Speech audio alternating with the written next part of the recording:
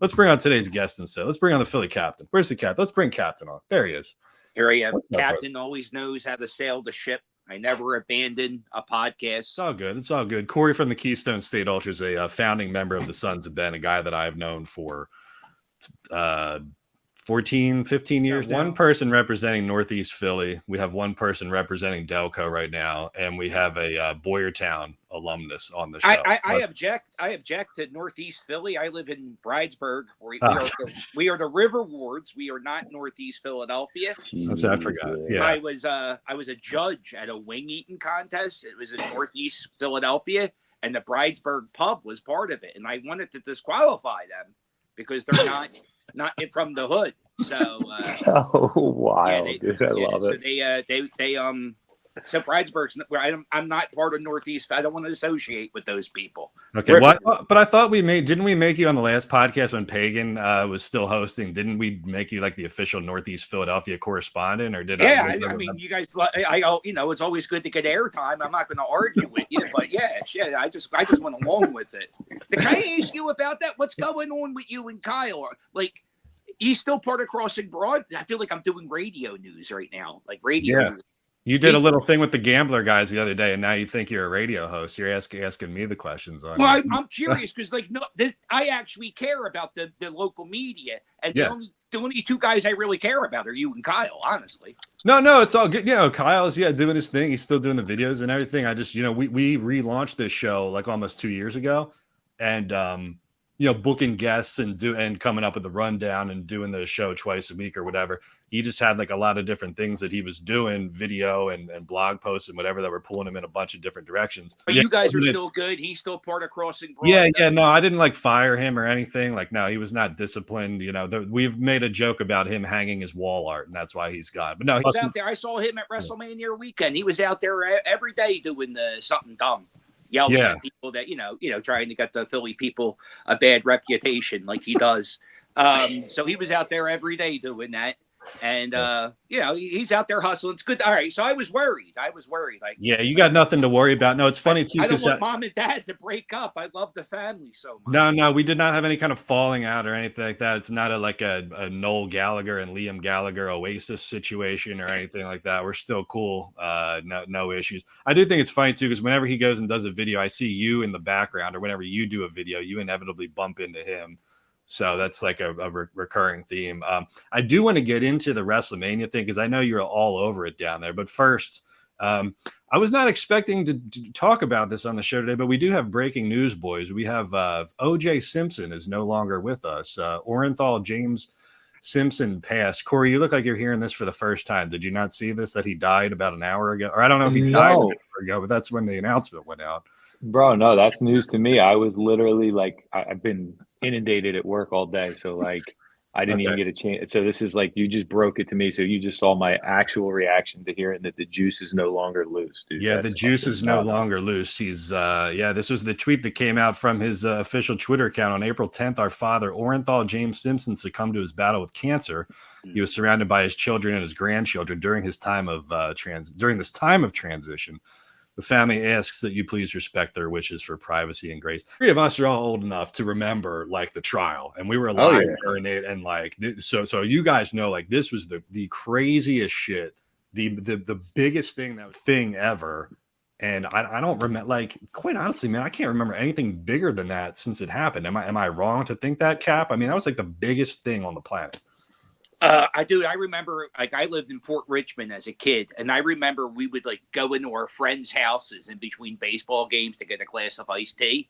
No matter what house you went into, the person in that house, mom, dad, no matter who it was, they were watching the OJ trial. If they weren't watching the OJ trial, they were watching the newly formed Court TV. Court TV became a thing because of the OJ trial. Yeah.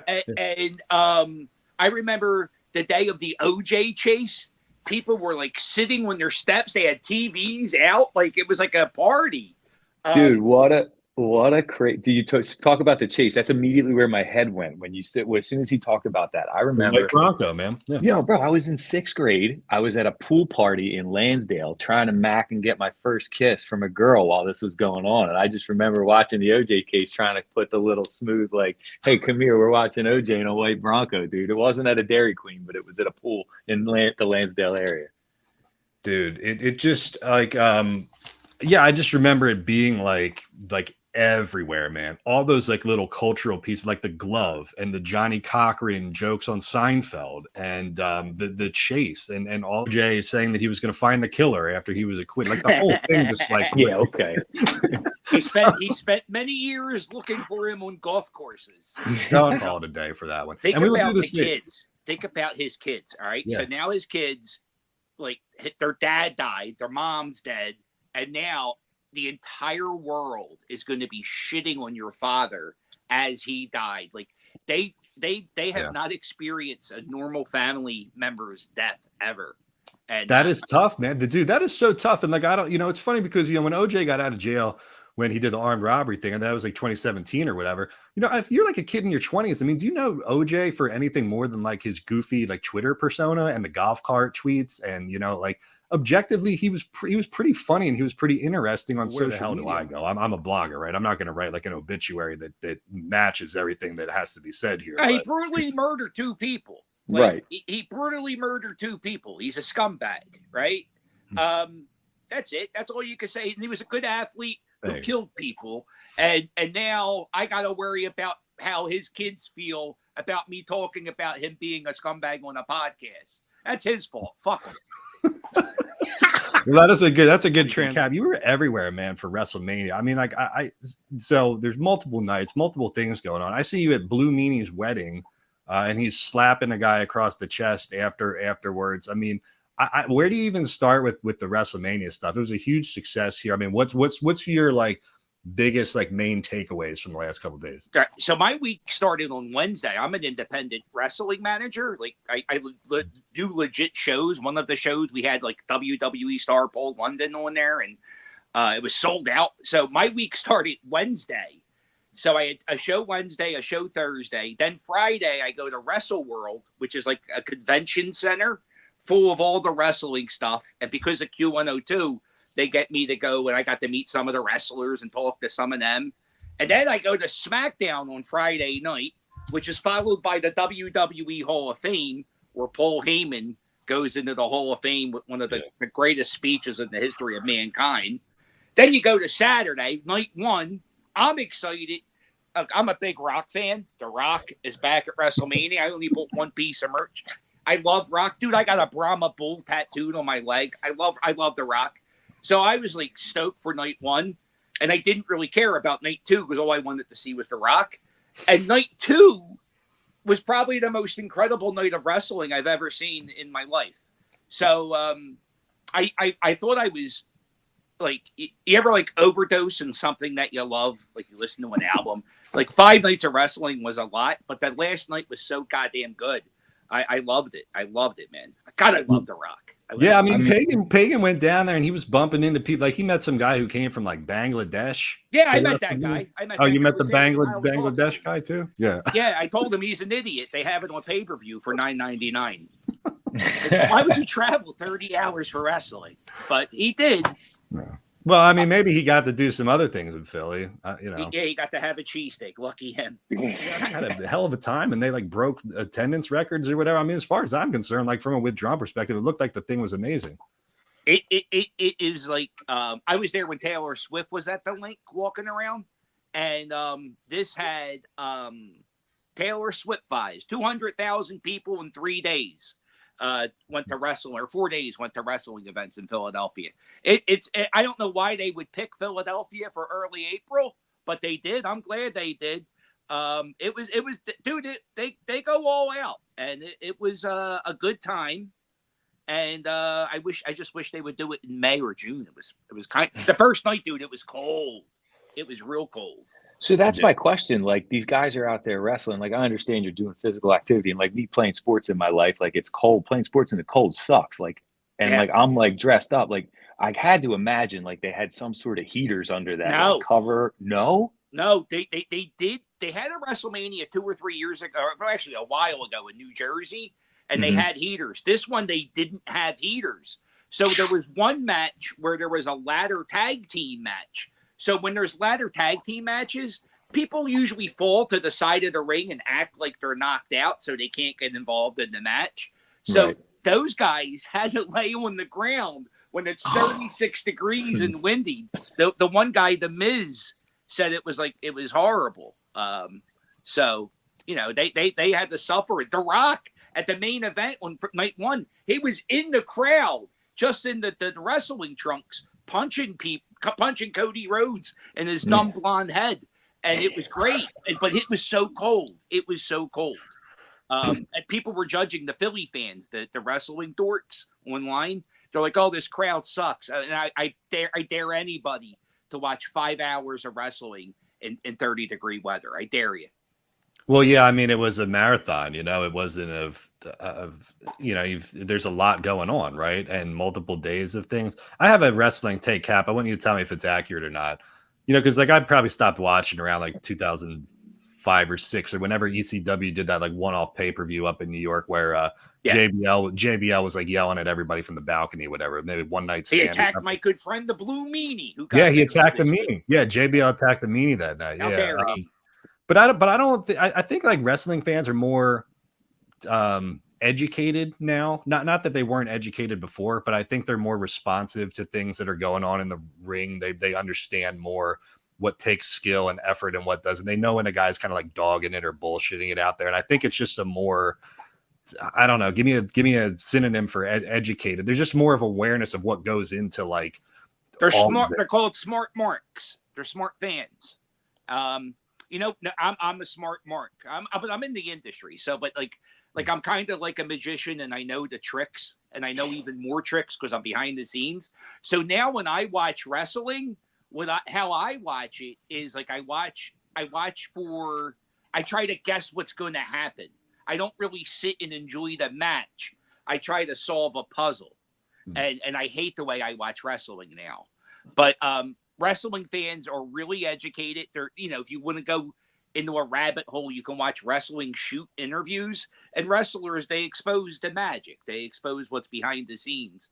And it's really tough for the wrestling industry to keep secrets. It's tough for any industry to keep secrets, actually. So, smart marks are, but they're the guys who will pay $400 2 nights in a row to watch wrestling. Yeah. All right. Well, let's tag in my other host for today. We've got Rush Joy. Oh, I removed him. Sorry. Add him back in there, Craig. I shouldn't do your job for you. What's up with the Phils? Did you give Eddie Perez a mouthful at the opening weekend? How's the scene been at the ballpark so far? The ballpark's way too crowded. They're sold out almost every night now. Even who do we have in there? Cincinnati Reds. There was like 30,000 people when it was like 20 degrees. It's horrible. I hate it when the ballpark's crowded. But the team's going to be good, so it's going to be crowded all season. Now you're not one of those people who's like, I've been here every game for the last X amount of years, and then you're going to get grumpy when everybody else starts showing up. Is that what you're doing here? No, I just hate crowds. I hate crowds. Oh. I much prefer it empty, but you know, I do like the team being good, so I'll pay the penalty of the team being good. I just like it when there's 19,000 people. This sounds like the old Union fans getting all pissy when they started winning and people started showing up to games, which is actually kind of fitting. I'm gonna leave. I'm gonna leave. Dude, I mean, what you said with the Messi game last year, like as great as that was the biggest clusterfuck of all time. Like, I just wanted to go watch the game, have a good time, and there's fucking people sitting on the goddamn bridge watching from over the top of the stadium to see. Like, I'm like, dude, I get it. I understand, Cap. I feel your pain. I definitely there's something to be said about the Phillies, like when they're good and the electricity and like, I went to a bunch of playoff games last year and it was unfucking believable. But like going to like see them play the Marlins or the Reds in March, there shouldn't be more than 25,000 people watching the Nationals. You know, there shouldn't be that. But they do actually they had the buy one get one dog night, but the weather was garbage and nobody showed up. because they overcooked terrible. hot dogs. Did you? So, what do you make of Pagan's efforts to do Dollar Dog Night in the parking Dude, lot? I swear to God, he has stock in the Hatfield Hot Dog Company. Why does he care so much about these goddamn hot dogs being sold? I don't know. I don't know what his problem is. I try to explain to him, nobody who works in that stadium likes Dollar Dog Night. Nobody. Not the security guards, not the ushers, not the vendors. Maybe the guys who sell them, like the beer salesmen, because they make really good tips that day. Yeah. But everybody else doesn't get it. It's horrible. The hot dogs are garbage. I don't know what his. He just, you know what it is? It's an easy way to get the people to like you. He wants the people to like him. So that's what he's trying to do. I think it's Aren't you supposed to be a man of the people? Because that's a very elitist take out of you. Who, me? Fairness. I am a man of the people. I used to work at the stadium. That doesn't sound like a very man of the people thing. Stadium, and I used to see what these drunk college kids used to do to my beloved ballpark. The baseball game is a family event. And these college kids take it over with the beer and the hot dogs, and they throw it around like savages. Well, guess what, savages? No more dollar dog nights. So happy. Make them pay close to full price. That's right. Good. I don't want You're them to come to the ballpark. You're a billionaire class sympathizer. What a shame. What a shame. Now, wait, I will say that Pagan is doing a charity angle to all of this. The money for DDN is going. Well, that's not that. How much does he care about the charity? He canceled it. The game still happened. I guess he rescheduled it. He rescheduled it. Wait. So, but here's my take on DDN. First of all, it's a great running bit for the site. By the way, yes, the update. Dollar Dog Night Tailgate has been rescheduled to Tuesday, April 16th at 5 p.m. Lot G next to Xfinity Live. All proceeds go to Phil Abundance. We may get a double dip because the Sixers may have a game that night, depending on how the seating works out. But yes, it's good. It's a good little content bit that he's doing. But I think Captain, I'll do like the devil's advocate kind of side with Captain here a little bit. I think Pagan is more in love with the idea of Dollar Dog Night than the actuality of Dollar Dog Night. I cannot fathom taking it up for the Middletons. John Middleton's my good friend. I don't know. I'm sorry. I stick up for my friends. So, it's fine. And I'm not. I also, you know who else are my friends? The people, the vendors in the ballpark. And nobody speaks up for the little man. Like, I support the R-Mark workers who are on strike because they had to go through a Dollar Dog Night. God bless them. They earn every penny. I hope. Well, they should get a raise. Yeah, that's if you have to go through a Dollar Dog Night as a vendor, that's worth health care alone. I mean, come on now. Like, they brought out they had the inflatable fat cat and they had Scabby the rat, I guess, out at the Wells Fargo Center the other night. These people would never last a day working at the JFK pool in Pottsville, Pennsylvania when the rain delay happens. When the rain delay happens, okay? When the rain delay happens and all of Pottsville's finest flood the concession stand, worked by a bunch of 16-year-olds, all right? That's There's hard. Nothing fine about Dollar Pottsville. Dog Night, There's nothing get out fine of town. about Pottsville. Take that back. Pottsville's a fantastic place. If you can get past a lot of the not fantastic I once things. got a speeding ticket. I'll never forget it. Everybody. Where'd you get the speeding ticket at? Where'd you get the speeding ticket I'm not at? telling you. I hope you That's get right. caught. Because you deserved it. Because you deserved it. They probably should have thrown you into the Schuylkill County prison while you were there. Peaceful before this. It would have spared us from a bullshit take like Dollar Dog Night sucks. No. Would have spared us. Well, anyway, let's shift to something else that's slightly less controversial. Am I the only one in Philadelphia who likes the City Connect jerseys? I think they're awesome. The Union jerseys? No, don't do the Union jersey. Don't do the Union jersey thing because it's they're people fine. say they're fine. Okay. They look good. The hats are nice. The hats are nice. I think when the hats came out, people who were anti-jersey to begin with said, "Okay, I can get with this a little bit." But a hot take: my favorite Phil's jersey of all time is the cream jerseys. I absolutely love them. Oh. Sorry, so I just something about it. Just it's fucking makes me smile. I mean, I get it's the red pinstripes and all that stuff, but I love the creams. The Sunday creams. They're some of my favorites. The number 7 on the Phillies jersey, you see I'm pointing it out in the video right there? Oh, God. That's the worst part of the whole jersey. It's an incomplete like a question mark. It looks like an incomplete too. It's and I don't like the P. Like the P is something that we, if you go around the stadium, you'll see they have different generations of the P all around. Right. I don't see them hanging that P somewhere. I don't see that getting but the jersey's not made for a middle-aged man. It's made for a younger audience, and I think they're gonna like it. I like it. It's not horrible. It's made for the Dollar Dog Night guys. The one that the one that we saw the sneak photo of earlier a few months ago, like the one that somebody somehow got a copy of, it didn't look exactly like this. I like the way the color blends from dark to light. It's all right. Everything's cool except the number 7. It'll be fine. We'll get used to it. Well, the 7 looks apropos. It looks like a question mark because we don't really know what we're going to get out of Trey Turner.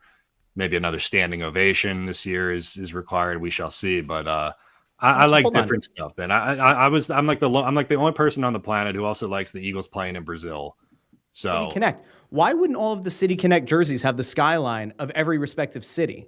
There's probably one thing, the skyline changes every year. So I don't identify the skyline anymore. Like the skyline of Philadelphia changes all the time.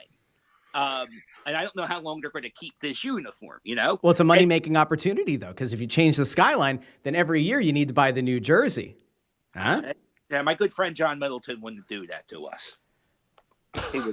Well, that's more of an MLS and Premier League thing. Like Arsenal comes out with some shit that's not even close to looking like their colors or anything like it. But I think people get used to it like they get used to everything in Philly. Captain, the Lehigh Iron Pigs dropped a Mummers jersey. A few months ago. And when I saw that, I was really hopeful for the Philly City Connect because I'm like, they got it because I thought that Mummers one was phenomenal. And, I'm all right with it. I thought they could have been a little bit more daring. It didn't take enough risk. I got hate mail. They need to go back to Gabe Kapler and be bold. Here's the Mummers one that Cap's talking about. Yeah, this was really creative. I got hate mail about this actually because I wrote they did a T-shirt too, and there was a picture of 2nd Street in Philadelphia. I wrote 2nd Street in the story and not 2 Street. Yes, the sign is 2nd Street. They call it 2 Street, and that some woman yelled at me for not calling it 2 Street. Did she yell at you, or did she write that in a comment? Well, no, she wrote it in an email. She wrote me an email and said, "Why did you call it 2nd Street and not 2 Street?" I'm like, "Well, the sign says her email, right? You blocked her email."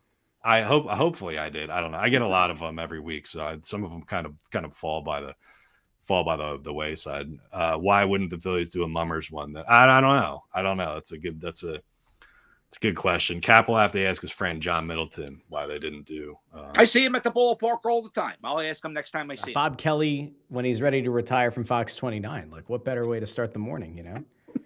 The Cap and Mike Jarrett in the morning. What could possibly go wrong?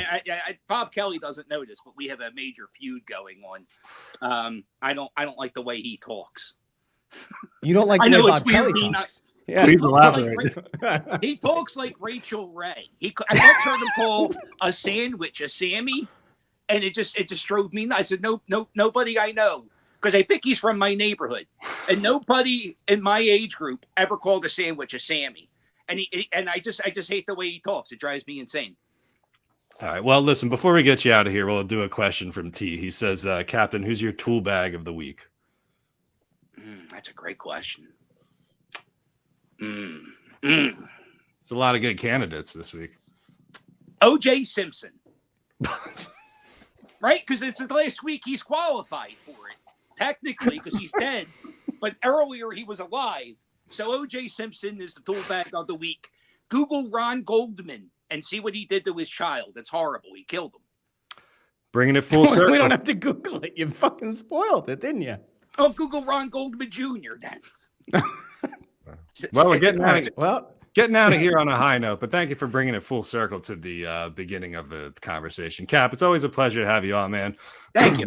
Watch out for the dickheads in Bridesburg, and all right. Don't be jerk-offs.